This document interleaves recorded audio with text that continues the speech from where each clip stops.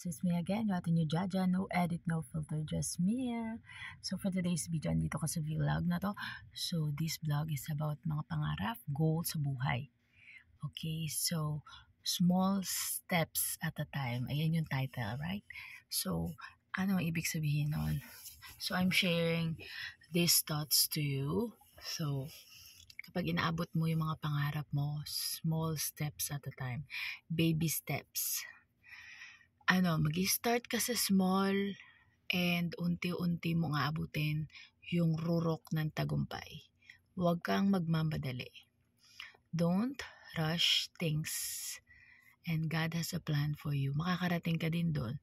Pero step by step lang. Huwag magmadali. Huwag managasa ng tao. Kasi alam mo sa kada steps mo may matututunan ka sa araw-araw. Kaya huwag kang magmadali. Makakarating ka din. The more na nagmamadali ka, the more na magkakamali. And lalo kang madedelay.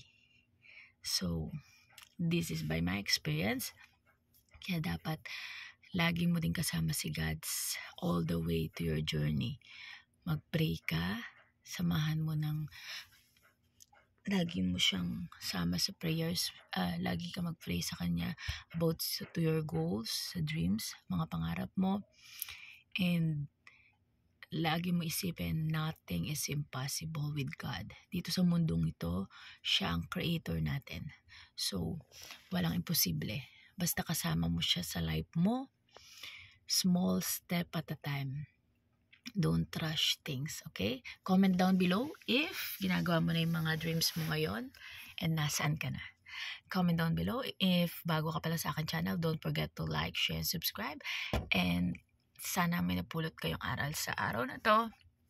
And kung bago ka pa lang sa akin channel, don't forget to subscribe for more pag-uusapan natin about sa mga pangarap. And sana na-influence ko kayo and may natutunan kayo. Bye! See you in my next vlog!